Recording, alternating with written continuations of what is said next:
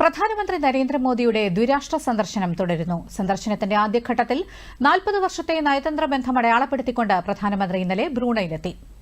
Brunei അന്താരാഷ്ട്ര വിമാനത്താവളത്തിലെത്തിയ അദ്ദേഹത്തിന് ഊഷ്മളമായ വരവേൽപ്പാണ് അധികൃതർ ഒരുക്കിയത്. ബ്രൂണൈ കിരീടാവകാശി ഹാജി അൽ മുഹ്തദി ബില്ല പ്രധാനമന്ത്രിയെ സ്വീകരിച്ചു.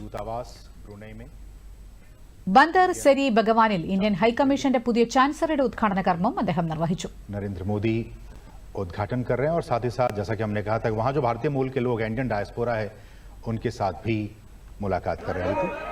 ഉദ്ഘാടനത്തിനെത്തിയ പ്രധാനമന്ത്രി ഇന്ത്യൻ സമൂഹവുമായും സംവദിച്ചു. ഇരു രാഷ്ട്രങ്ങളും തമ്മിലുള്ള ഉഭയകക്ഷി ബന്ധം ശക്തിപ്പെടുത്തുന്നതിൽ അവ നൽകിയ സംഭാവനകളെ പ്രധാനമന്ത്രി അഭിനന്ദിച്ചു. തുടർന്ന് ബ്രൂണയിലെ ഒമർ അലി സൈഫുദ്ദീൻ പള്ളിയും പ്രധാനമന്ത്രി സന്ദർശിച്ചു.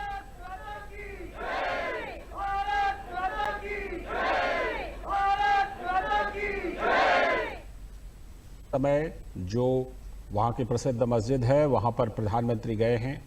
ये तस्वीरें आप प्रधानमंत्री नरेंद्र मोदी जो दरअसल ബ്രൂണൈ പ്രധാനമന്ത്രി സുൽത്താൻ ഹാജി ഹസനോൽ ബോൽക്കിയയുമായി പ്രധാനമന്ത്രി കൂടിക്കാഴ്ച നടത്തും.